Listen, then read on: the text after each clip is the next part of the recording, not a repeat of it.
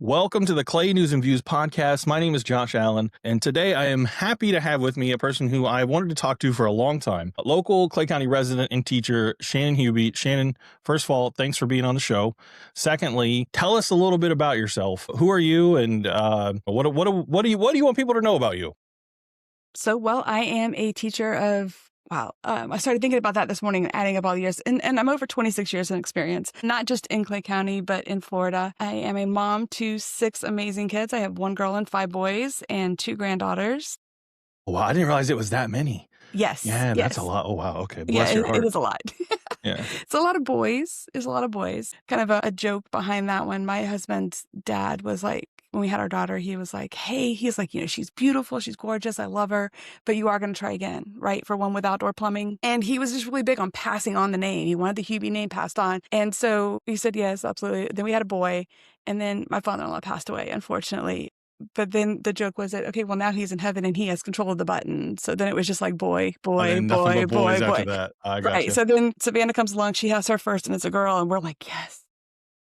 That's Go funny. back in ponytails and pigtails and all that good stuff. And are you an elementary or junior high teacher? I always forget. I am junior high. Junior high. Absolutely. I love the middle school age. That has been my calling, I believe. I keep coming back to it. I've taught high school. I've subbed in elementary schools, but I don't know if it's because I've always had so many at home that I've kind of stayed away from that age level or what, but I love the middle school kids. They're just great because they're still young enough to bribe with candy and snacks, but you can still have a great conversation with them, and I just love that aspect of it. Yeah, my daughter is getting close to middle school age, and it's a fun time.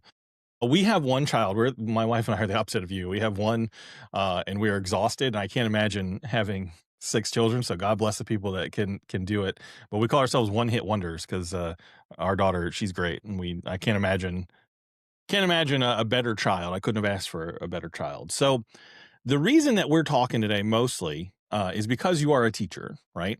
Yes. You're a teacher. You have been an advocate for a while to the school board, specifically in the realm of ESE, exceptional student education. And I'll just, as a quick caveat to people who maybe have never heard of that, exceptional student education is a sort of a blanket term that covers a wide variety of students who have needs that are maybe a little bit different than some students and than the general population of students, right? It covers kids like my daughter who are in the gifted program, and what she needs is more of a challenge because she's just like me, and when I get bored, I get in trouble. Mm-hmm. And kids who need maybe a little bit of a boost, a little bit of help, something to sort of help them, reach their full potential, right? So you've been an Right. advocate for that. And I want to talk a little bit about that too. But you spoke out at the December school board meeting.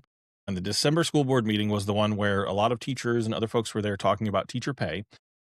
And I took your comments, and I clipped them and put them on the Clay News and Views page, and then you posted them also. And I know for the Clay News and Views page, your comments have been viewed 114,000 times, with a total watch time of 1,100 hours, which is insane to me. It's like a month and a half worth of time people listening to what you had to say, which tells you that listen, it's nothing we did. It's just your comments. We didn't add anything to it other than we put some captions on there in case people like me, who I hate to have the volume up on my phone. Yeah, So when there's a same. reel and it has captions, it's like, all right, cool. I can still watch this without having to turn my volume up. But anyway, so clearly your comments are resonating with people. So let's start there. There's a sort of an impasse between teachers and the county over teacher pay. What prompted you to speak at that school board meeting? I guess let's start there. So honestly, what prompted me the most was to see how many of my colleagues, and not just my friends, I have friends, both my younger boys have paras, one-to-ones that are with them all day long that are like family now because there's a lot that goes into that. And they were getting nothing. I mean, they work hard. They put everything into what they do. And, we've had some negative experiences with Clay County. Teacher-wise, that's never been an issue. To be honest with you, I think all of my negativity stems from admin at certain schools. But teacher-wise, we have had some phenomenal teachers for the boys.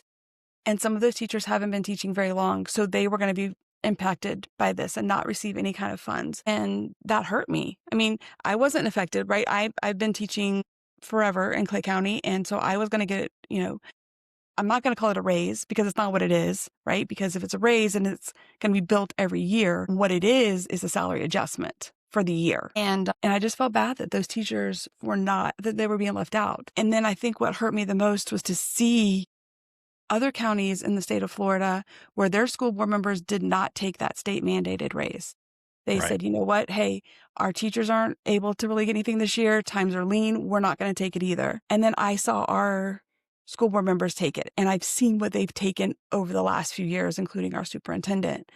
And to me, that's what hurt. And that's what I wanted to be understood. And that's not what was being understood. They kept throwing it back, saying that's not what's going on. We have to take this raise. No, you don't. Right. We it's the same logic that they use when they talk about increasing taxes. Well, we have to increase people's taxes. They are legally required to pull a certain amount of money out of the local populace to fund the schools, but 51% of the school's budget is discretionary spending, right?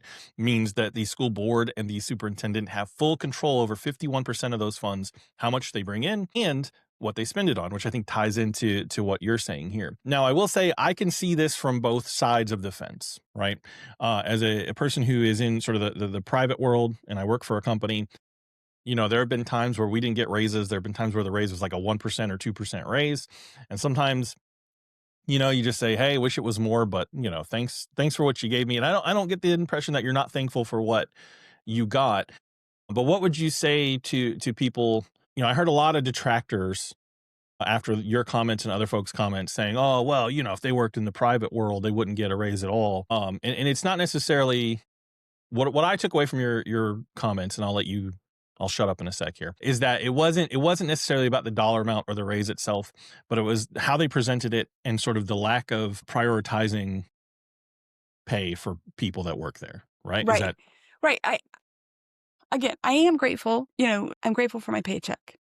I didn't, and this is the one thing I hear all the time, and it was mentioned at the school board meeting that night. You knew what you were getting into when you signed your contract. I knew I was signing a contract. I knew that teachers didn't make a lot of money. I'm not in this to make money. If I was in this to make money, believe me, I would be someplace else to make money. I am in this for my kids, not just my personal ones, but the ones that walk through my door. What hurts me is that there are so many people who give everything they have to this county, to these kids, and I don't feel that it's reciprocated. I don't feel that it's not even so much the pay, it's just the gratefulness. We live in this county as well. I mean, so if our taxes go up, hello, we're paying for our own paychecks. Is that what you're trying to tell me? And that's the part I don't understand. Like you're not getting what we're trying to say. What we're trying to say is just solidarity. I think There's a little bit of empathy. Right. Like that's what I didn't hear in the school board comments. None. It was very much, how dare you? How dare you come to Right. us?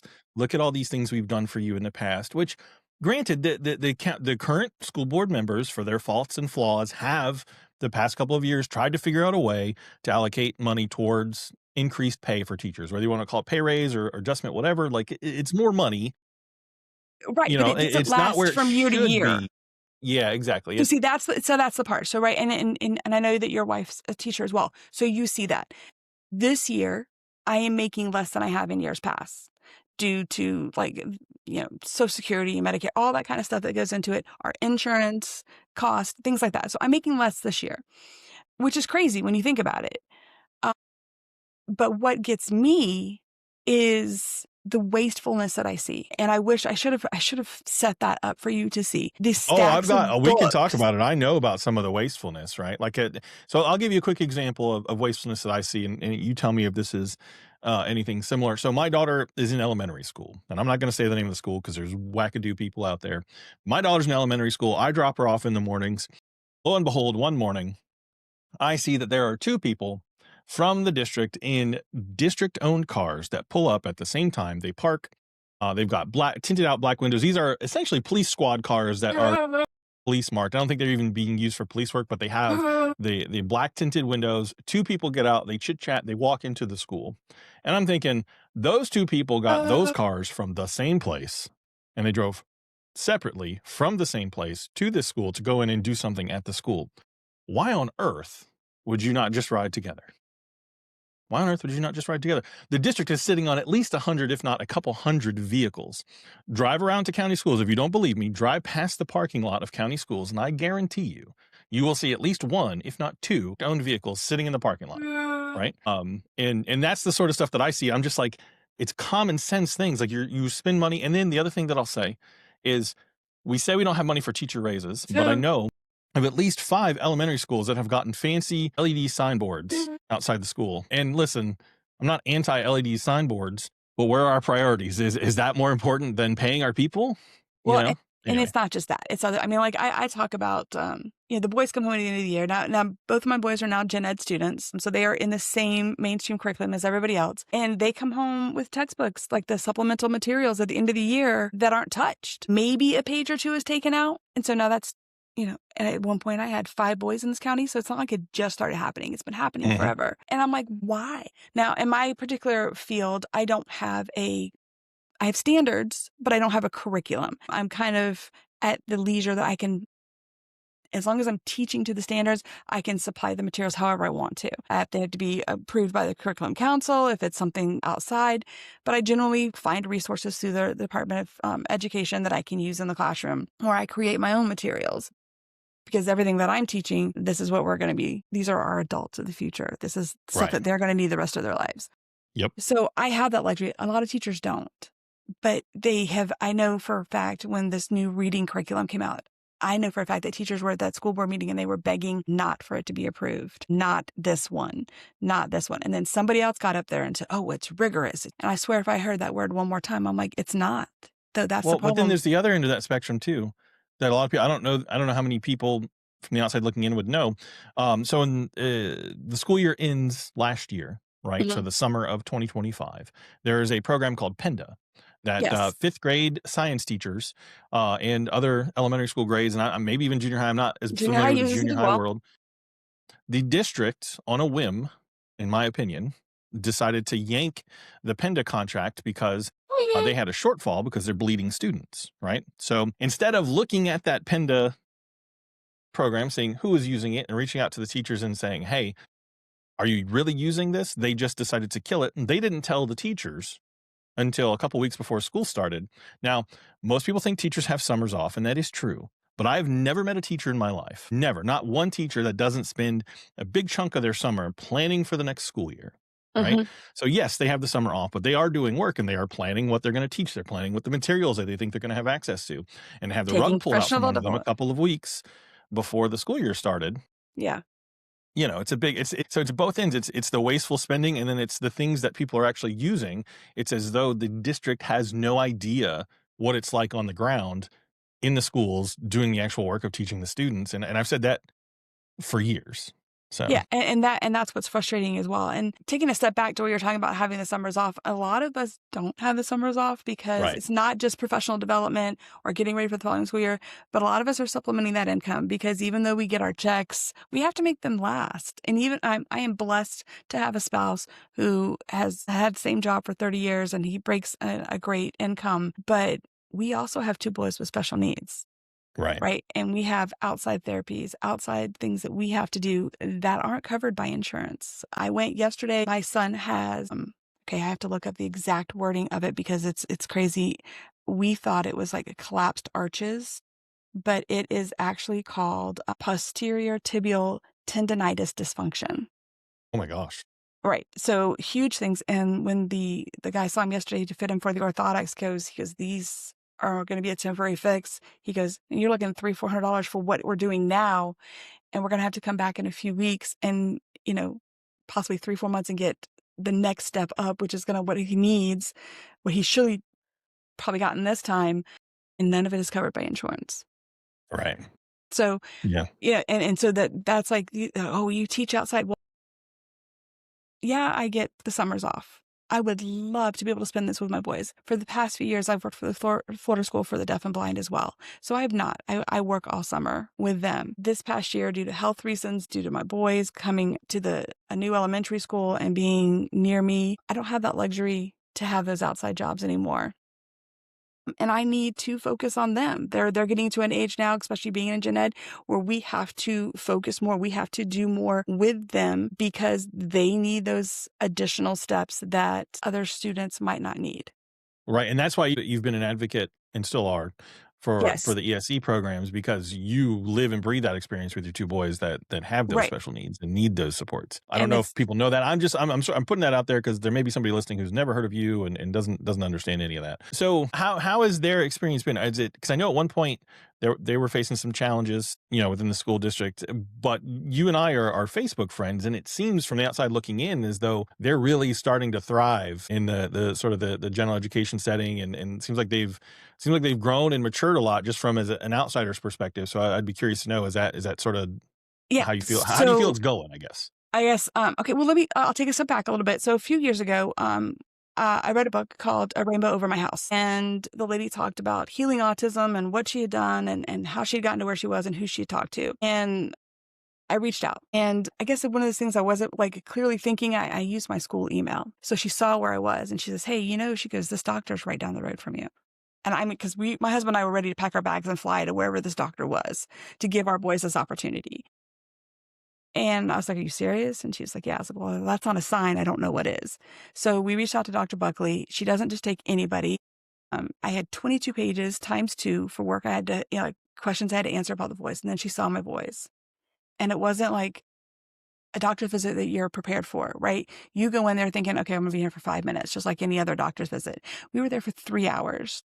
Oh my gosh. Over 2 separate days because 3 hours for one, 3 hours for the other, because we didn't take them at the same time. She got to know my boys, introduced us, did blood work, introduced us to the things that their bodies were missing, the supplements, things like that. That's when they started to change. Now, as far as the education side of that goes, my boys were never given the opportunity that they and every other student deserves, according to IDEA, right? They're supposed to be given a chance to fail in the general education setting before they are moved to a self-contained setting. That didn't happen. I don't know if it is because we started through Child Find into the schools. So Bryce started at the age of 3, taking speech, doing the ESE VPK.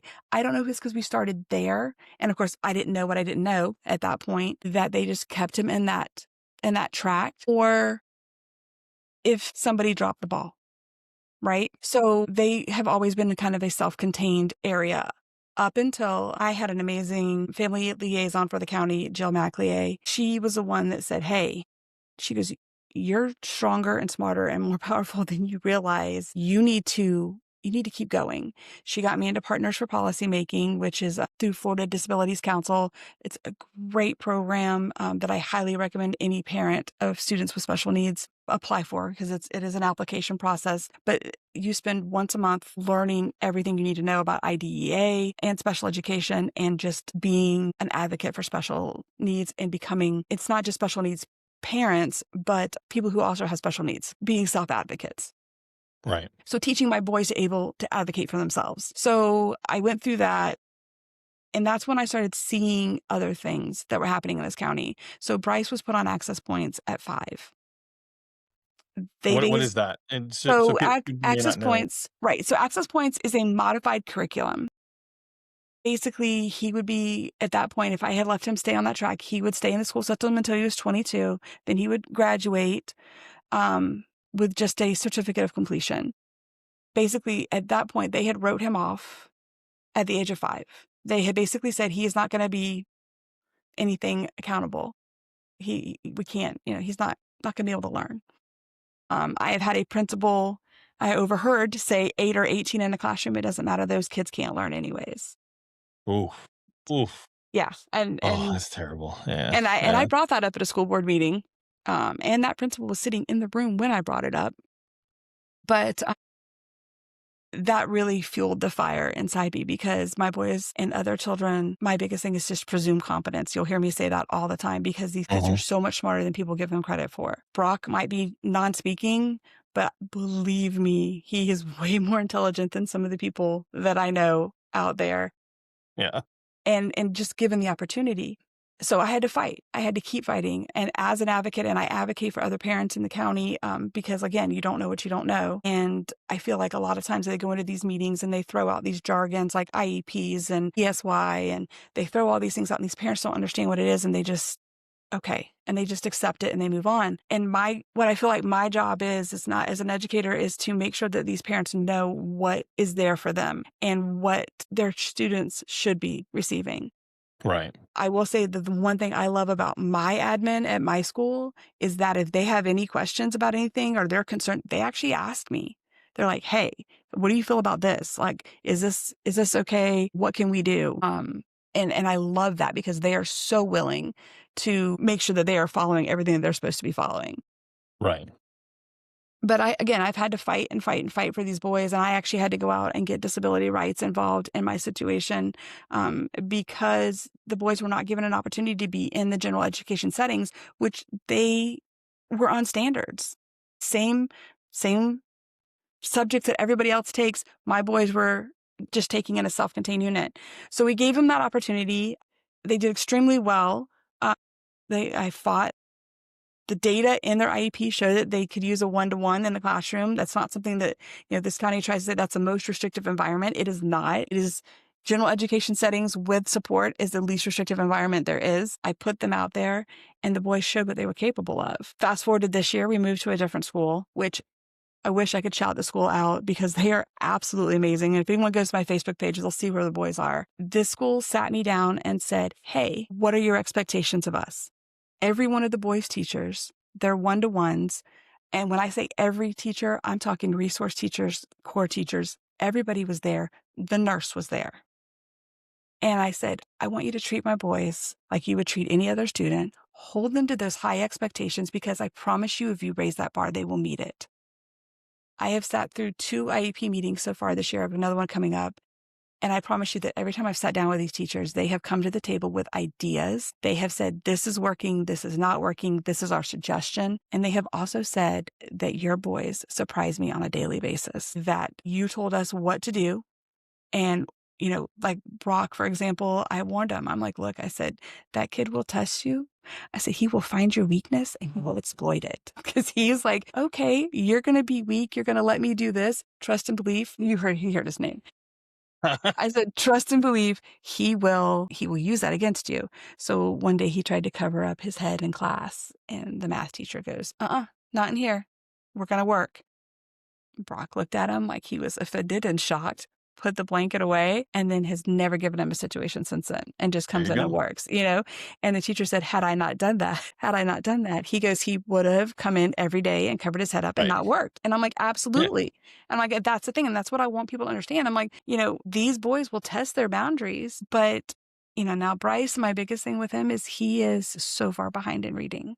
And that has a Yeah. lot to do with the reading curriculum in this county. I will say that this school that he is at right now, while we've had amazing teachers in the past, it has never been the teachers. It's what ties their hands. Okay. So I want to put that out there. It has never been the teachers. We have had some of the most amazing teachers in this county that don't get recognized the way they should. But it has been what ties their hands with the curriculum, with the paperwork and all this other Well, and behind also the how scenes stuff. supported by their administrators. Right. Let's just be the administrators. Teachers are the most important part of the chain, but administrators can make or break the success of a school much Absolutely. more than people realize. Because what it sounds like to me at your boys' school, just from my perspective, having talked to a bunch of teachers over the years of being in and around volunteering, it sounds like those teachers were there and they were bought in and they were willing to put in the extra effort because they knew they had the support of their administrators, because it does take 100%.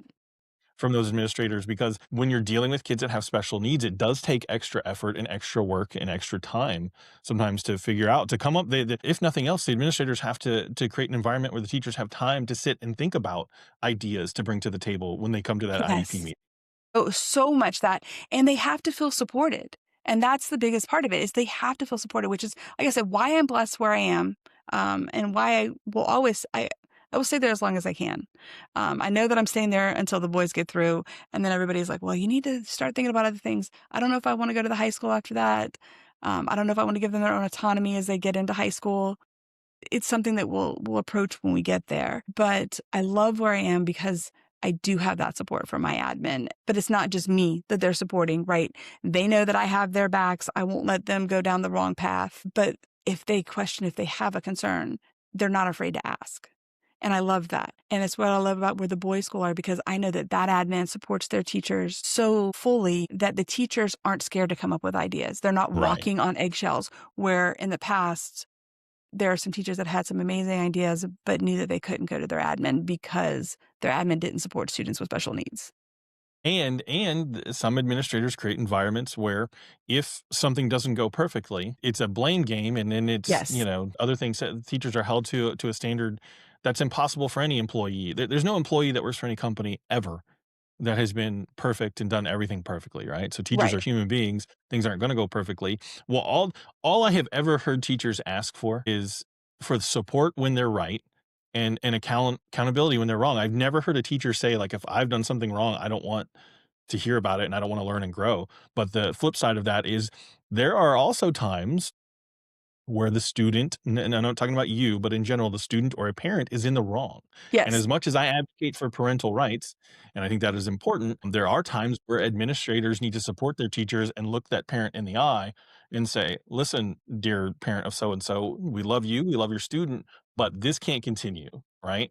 And when you don't have that, and the teachers think that any disagreement is going to lead to that teacher being looked at in a bad light or held accountable or retaliated against, you have teachers who aren't willing to put in extra effort for Yeah. kids like yours because they're not willing to risk their own neck, right? And So and much. I'm not saying it's wrong, but I'm No. saying that's the environment that exists Yeah. in some of Oh, the schools. absolutely. You're 100% correct in that. And that's what's sad that's happening. And it happens not just in this county, but it's happening everywhere. And then of course, our social media out there, it's great when social media is out there and everybody is saying how great everything is. And then you turn right back around and something is taken out of context, and it could be in a classroom or something.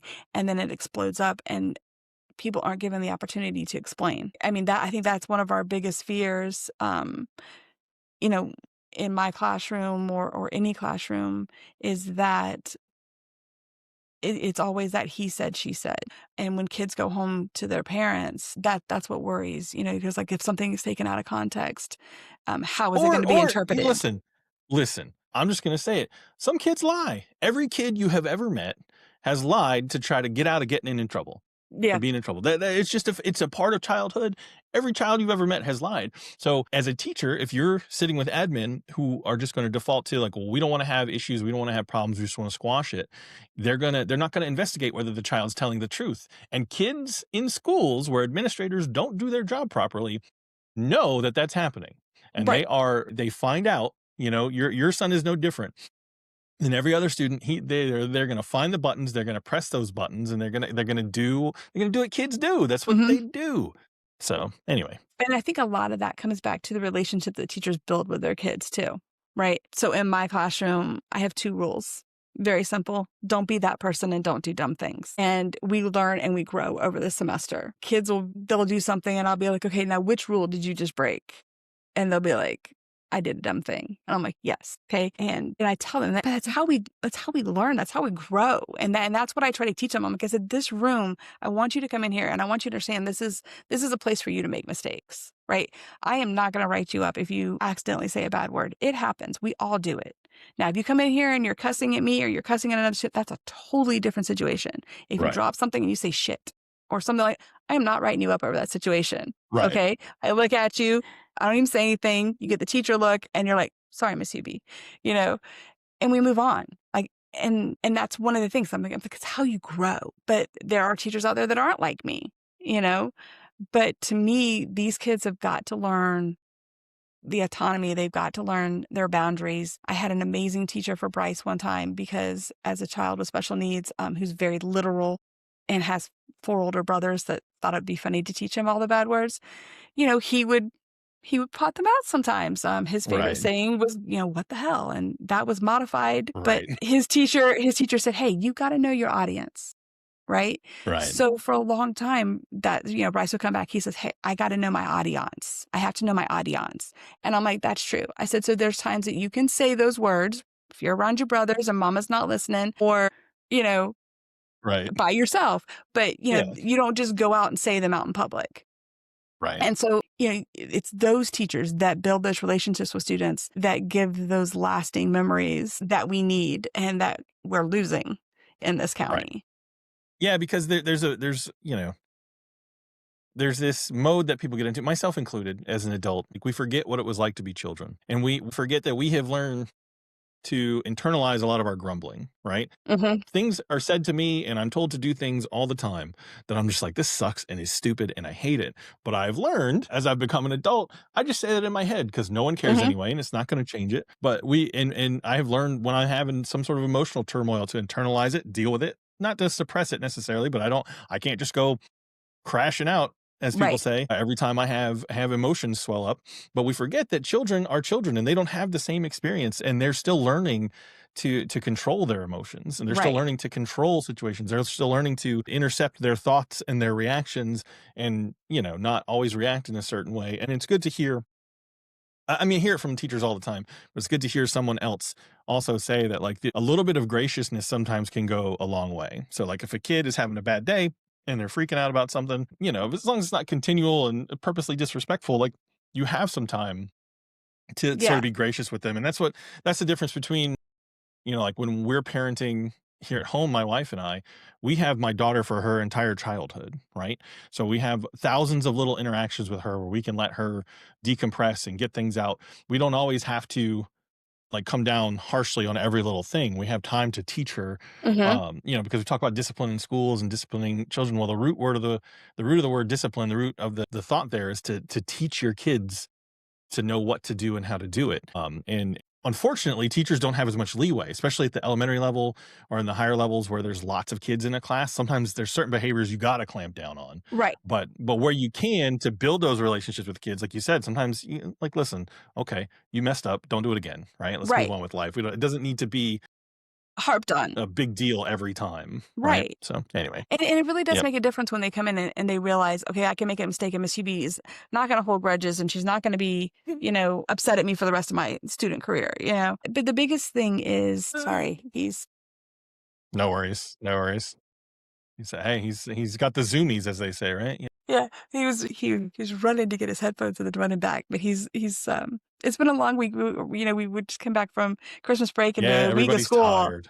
And so Yeah. now he's like the stemming the last Yeah, couple yeah, nights I from hear being you. in school. A day has just been crazy. But it's funny because like you don't realize it's happening until like this conversation is happening or you're talking to Right. somebody else and Yeah. they're like, "What is that?" And I'm just like, "Oh, that's just Brock. It is what it is." But yeah, no, going back to the classroom, I mean, I said my biggest thing in these kids is just they have to learn if you want them to be able to have grace for people later on, you've got to teach them that now. You can't teach them a skill that you don't possess yourself. That It's part as right simple as there. that. Yep, that's for sure. So, but that's why I love what I do is because I get that opportunity. I love what I teach because I teach family and consumer science, and I get that opportunity to teach these kids how to be adults successfully one day. I hope. I know that a lot of my kids have gone out and they are teachers in this county. They are working in childcare centers in this county, and they have become amazing adults and parents, and I'm really proud of them. Yeah, I can't even imagine because, like, my wife's a teacher, and sometimes I'll be in Walmart, and one of her former students will have met me at some point, like, at a school function, and they'll come running up and be like, "Hey, Mr. Allen," and I'm just like, "Hey, you?" Like, I have no idea who they are. Like, I feel bad. It's not intentional. It's just like, I'm sure you met me at some point, and we had a nice conversation, but, how you doing? Good luck with life, right? So what's something that you wish people knew about teaching? Because there's a lot of folks who have never set foot in a classroom either to teach or to volunteer. If you could talk to those people for a minute, like, what's something you would want them to know about teaching and educating? So the funny thing about teaching, and it's the thing that I hear the most, is like, oh well, you only work for 9 months. Teaching is a 12-month commitment with a 10-month contract, right? And it's all wrapped into those 9 months that we have that opportunity to teach. There are things like I used to be able to leave it in the classroom, but I can't anymore. it all comes home with me. So it's not even just I teach for 7.5 hours a day and then I come home, because I'm always in constant teacher mode. If I'm not teaching somebody else's kids, I'm teaching my own. And I think that's where people don't realize that there's that fine line, right? I'm always thinking about my students.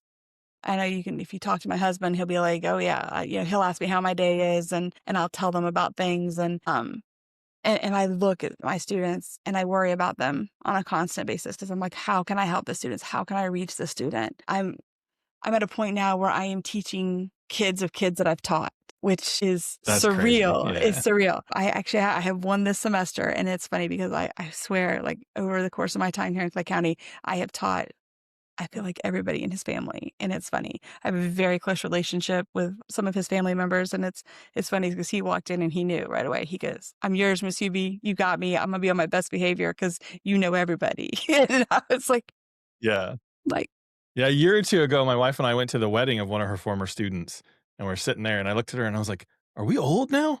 It's like, "I don't think we're young anymore. Like, I think we're old. Like, we're sitting here at the wedding of one of your former students. We're old."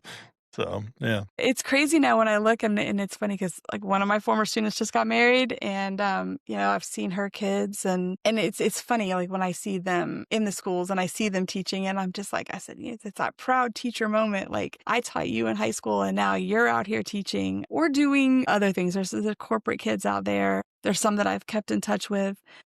I think one of my favorite teacher moments was I had a student who I taught my first year here in Clay County, and it was not an easy class. It was not an easy class. And I remember he had tied string across from one chair to another. And he tried to trip me because I used to walk up and down the aisles, and he tried to trip me when I was walking. And I just stepped over it. And he was like, "How did you see that? How did you do that?" And I'm like, "Dude, I have boys. Like, I mean, like, you can't, you know, That's funny. like, Yeah, kids they always think they're slicker than they are, right? Like, they always um, think they're but he reached out to me like 20 years later, and he's like, "Miss UB," he's like, "You never gave up on me, and I appreciate that." And to hear that coming back, I was like, wow, I said, "That's really cool." I said, "My job was to help you, not give up on you." And I'm like, if I had given up on you, I didn't do what I was supposed to do. So that meant a lot to me. And it's those interactions, things like that, where you see these kids years later and you're like, wow, you turned out to be pretty cool. I'm really proud of you. Yeah, and my wife, she'll like right now, we're recording this on a weekend. She's sitting in the living room working on lesson plans for next week. We'll just be sitting around the house, or we'll be out somewhere, and she'll just randomly, be thinking about like, "Oh, I think next week I'm gonna try this with this student and see if that works Hmm. more effectively."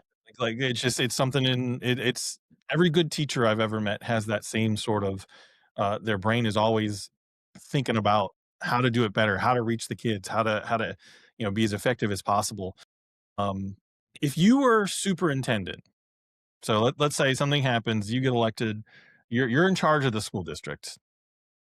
What sort of changes would you make if you had the ability to make any changes? So wow, that's a tough one. And I think the biggest part of that is actually going back to teachers. So the biggest thing to me is communication.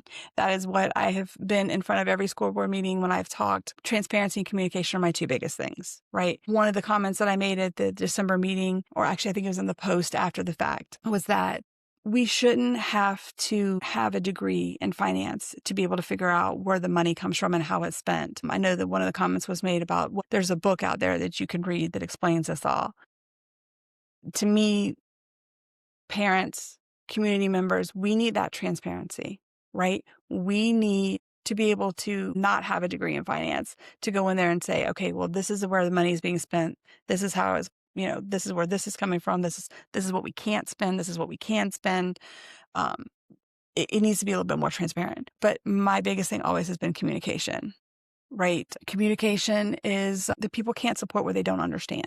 Yep, I agree. I agree. I think, if I was superintendent, I'll just tell you, one of the things that I would mandate is that all district staff must spend a certain amount of time in classrooms as volunteers or substitutes. And I don't mean make it like an official visit from the district. I Right. mean, you're going in there and you're doing some work, right? And I'm not saying that people at the district level don't do work, But going back to what you're saying, not only does the district and school board, et cetera, need to communicate with the people on the ground actually running the day-to-day operations of the schools, they also need to understand what it feels like to be in those shoes, right? To do that work. And I'm not expecting everybody to be a fully certified, educated teacher. I actually think that we probably as a society could find a way to get teachers qualified and certified that doesn't require as much rigmarole 100%. and red tape to get people, that are good at teaching into those teaching positions. But so again, I don't think that every district person needs to be a full-on certified teacher, but I think you can't be expected to make the best decisions possible for something that you don't fully understand. So I agree with you. Communication has got to improve, and I think. Well, and that's one of the comments that I actually made at the school board meeting is like, don't be out there just for the photo op. Don't be out there, just to do a walkthrough. Be present, really present in those classrooms. And I think I did. And I'm pretty sure I did say, take the roles, take the keys, sub for a day, but don't just sit in the classroom. Like, teach that lesson that teacher has spent their time designing. I hate being out sick. I hate having to call out and getting a sub because it is way more work than it is to actually be in the classroom, right? Because if I'm there, I know how to teach that lesson. I can pivot. I can do whatever I need to do in the situation, in the moment when it happens. When you're relying on somebody else to come in your room and you're requiring them to teach, you usually, I hate to say, come up with some busy work or something that the kids are going to do, and then you revisit it the following week. Yeah, you got to do 2 days worth of learning in one day. Right. The things that the kids have to learn don't get any less just because you're not there. Yeah, you're But not the first teacher I've heard to describe it that it's more work to not be there than it is to right. be there. But there are, but going back to what you said too about the certification part of it, I know of several amazing long-term subs that we have in this county who the only reason they aren't teachers is because of this test that they have to take. And to me, that is absolutely ridiculous because they have the rapport with the students. They have the ability to teach whatever subjects you put them into. I've seen them teach science, math, English. It doesn't matter. They can teach it because they're great at what they do, but they can't pass the damn test. Yeah, my goal coming out of high school, now this was a quarter of a century ago because like I said earlier, I am old, was to become a history teacher. That I wanted to teach history, and there was a couple other subjects. I was like, oh, I think I'd be a great teacher. That's maybe a little arrogant. Teachers, forgive me. I just I think that I would be effective in that role, and I've taught in other settings that aren't school settings, and I think I'd be effective in that role, and I did at the time. But I was in college, and I was working at Walmart full time. And I looked at the pay I was getting at Walmart, and I was nobody special at Walmart. I was the dude that pushed the shopping carts in, right? Like, there wasn't some glamorous job. I was not a manager. And I looked at the pay that I would get to become a teacher, and it was maybe 15% more than I was making at Walmart at the time, 25 years ago. And maybe that's changed now. I don't know. I haven't compared Walmart salaries to teaching salaries. But then I looked at the amount of school I would have to go through and what it would cost to get the degrees that I would need to teach the subjects that I wanted to teach. And I just did some basic math on how long it would take me to make the money back that I would have to spend. And I said, I'm just going to do something else. Like, I looked at all these other careers that paid more, and I was like, listen, I like the thought of teaching, but I don't like it so much that I wanted to be poor my whole life. Like, no offense, but Yeah, I'm not no. calling teachers poor, but that's what it feels like in comparison when Yeah. you look at the salaries that teachers make versus Well, some of the real world things for people who have the same amount of education, right? If you look at the amount of right. education most teachers have, they would make a lot more money in the private sector than they would teaching. And it's funny that you mentioned that because I am not one of these teachers that sit in the classrooms and tell these kids, you have to go to college. You have to go to college if you want to make something yourself. Because I've had that thrown back in my face. Again, I have 6 children, right? My 3 oldest ones are out in the world and they're doing their own thing. My older 2 boys do not have a college education and make more money than I do. And they've started their careers with companies that are just amazing, right? Like, one has been with Lowe's forever. And my other son works for Buc-ee's. And we've seen the signs at Buc-ee's. Bro, I was gonna say I know exactly where I'm going. If anything ever happens to my real world job, I'm calling Buc-ee's. I'm going right to Buc-ee's. It's exactly where I'm going. I don't have a college degree. Like, I didn't finish my 4-year degree. I wish I had, but that's a story for another day. But I'm telling you right now, and I'm not that bright. I'm not that bright. I'm not that talented. I make more than most teachers in the county, and I don't say that to be mean to teachers, but that just highlights the problem. The problem, Right. the district likes to throw a lot of comparisons to other counties and this, that, and the other, but anybody who's done the work or anybody who's even volunteered extensively in classrooms or in schools will tell you that teachers do not make the pay is not commiserate with the agony is the way I phrase it. So anyway, enough about me. But all right. So is there any other message you'd like to send to maybe the school board or just people in general? What do you want people to know? What do you think is important for people to well to know about teaching in our particular school district? I don't know, just a carte blanche. How do you want to end our conversation? I'll leave it up to you. You have an open mic. To be honest with you, and I think it's the one thing that I have spoke about numerous times before, is that it's the parents and the teachers that need to come together, right? I am 100% parents have a right in their children's education, right? Because hello, I'm an advocate. I work for that, right? But there's so many people out there vilifying teachers, saying that we're indoctrinating students, and time to time I'll joke about it and be like, look, I've explained to them 3 times how to sew on a button. What am I indoctrinating? Like, I can't get them to listen to that. What do you think that I'm trying to teach them in a classroom? There's so much misinformation out there, right? These teachers, are putting things and thoughts. And are there teachers out there that or counselors that are doing some things? Yes, there are. There's always one, right? But for the majority of the teachers, the only thing we're out there doing is showing these kids how much we care. And my firm belief, my entire teaching career, is kids don't care how much you know until they know how much you care. That is 100%. And that is what I want people to realize, is that, when I come into a classroom with your kids, they become my kids, and I love them and I want to teach them and I just want to help them be better humans. That is the one thing that I teach them on day 1. And it's funny, when I come back on day 2, I'm like, okay, what are my 2 rules? And the kids are like, don't be mean, don't be a bully. And I'm like, yes, I did say that, but they're not the 2 rules that are up on the board. Like, don't be Right. that person. Don't do dumb things. I'm like, but you can see where those fall in under those rules. And they're like, oh, Mhm. yeah. And I'm like, okay. I'm like, it costs nothing to be nice. It really doesn't. And it comes back tenfold. You can see it in the future. When these kids come back to me, I love teaching siblings, because then their siblings come back to me and they're like, I already told them how great you're going to be, and I'm so excited that they're going to be in your class. I joke, I have another sibling in this class this year, and I've taught her 2 older sisters. And I'm like, how many more of you are there? And she's like, well, I'm the quiet one, but there's one more. And I'm like, okay. And it's great because I've built the rapport with the parents, I've built the rapport with the kids, and that's what it's about. That's what teaching is about, is being there for those students and showing them what amazing humans they can be when they just stop and think before they talk. Yep. Yep. And I think, Clay News and Views has done a lot of coverage of the school board and the school district, and even some teachers and school employees that have done things that they ought not be doing. But I know there's nobody on staff here that volunteers with us at Clay News and Views that has a negative opinion of teachers overall, right? And me being so close to the school district, I volunteer at my daughter's school, I volunteer at my wife's school. I see what teachers are doing, and I will tell you, the overwhelming majority of teachers in Clay County have the exact same attitude that you said.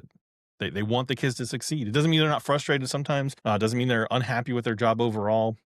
Unlike some school board members, I wanted to say, you can have concerns about things like pay. You can have concerns about behavior and the environment that's created by some schools administrators, and still say, I love this job. I love these kids and I want them to succeed. And I Yes. do think also, you know, there are some school districts where I do think there is stuff being taught that ought not be taught. Maybe there's some, I don't know if you want to label it indoctrination or whatever.